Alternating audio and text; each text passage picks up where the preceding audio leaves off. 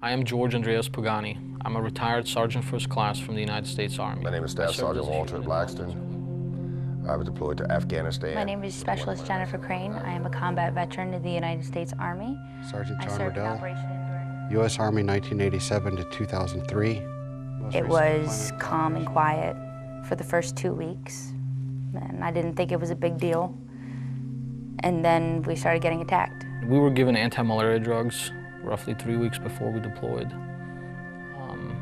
This is a medication that has serious side effects. We were taking it once a week. And it never stopped. July 22nd, 2003. 2:03 in the afternoon. On our way back towards the ambulance, we were running through this field. 12-year-old boy popped up over a berm with an AK-47. I had no choice. Stuff built up in my system, and it caused serious problems for me. It manifested itself in a total psychiatric breakdown. And the first gentleman stepped on a landmine. It's been 6 years now. I see that kid every single day. When I became conscious again, I was actually in the hospital. He's with me every single day. He's never going away. I really lost it at that point. I lost it as a person. And I think that's when the severe PTSD really started showing. You never forget the screams of him, of the children. Those are things that stay with you for the rest of your life. When I got home, all I wanted to do was stay home, be bunkered down in my house. This is my safety zone, and it took me a long time to get to that point. I went to bed every night sleeping with a 9mm under my pillow, and woke up with that, and that's pretty much how I lived my life for the first year and a half after I got home. I was having pretty severe medical problems, and I just couldn't get treatment. I could not get medical care. I struggled very hard to not go off the deep end. And the first 2 months after I came back were, I remember sitting in my bedroom, locked in my bedroom with my handgun. I would be in my room for days, 3, 4, 5 days at a time without answering the phone, without coming out the room. Dealing with people's lives that I had to deal with, the killings that I did. All those things I had to deal with. And emotionally, I just couldn't take it. That right there was the turning point when I realized I needed some major, major help. Because I couldn't handle it. When you come home, you know, the more things change, the more things stay the same. It's one of my favorite things to say. There's a great reason for that, because I changed so much, and I had no idea, and I came home and everything else had stayed the same, except for me. And I no longer fit in my own world, because you have this great sense of nobody understands me but me. So how can you live in this world with everybody else? And you come to find out you can't. I eventually went on to crack cocaine, and it was somewhere during that time where I just broke down. I was homeless. I lived out of my car, and one night I was just sitting in my car crying, praying for someone to help me. I had to go through a whole plethora of different treatment modalities to just kind of arm myself with, you know, different tools that I could apply on a daily basis. And that would allow me to become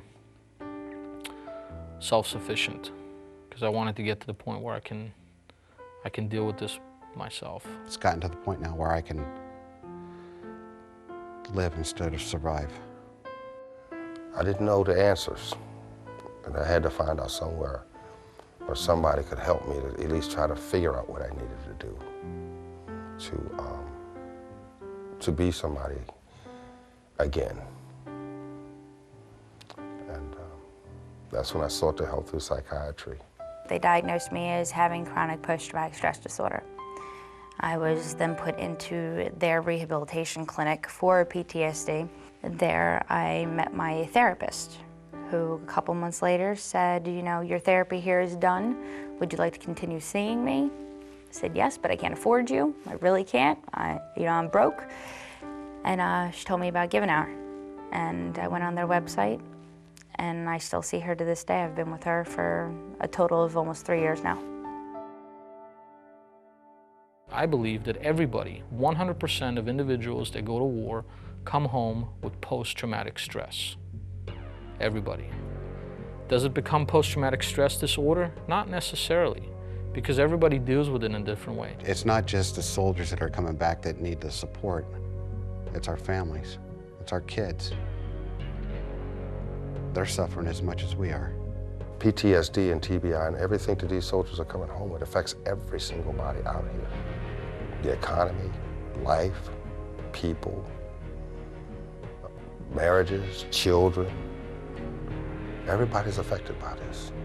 We as a nation should embrace it, because if we don't, and we continue what we've done in the past, which is to take people, individuals, who have honorably served this country in war and are affected by this profound human experience, they come home, they need to process. And if we don't allow them to process appropriately and continue to shove them off into some fringe group of society labeled the mentally ill, guess what?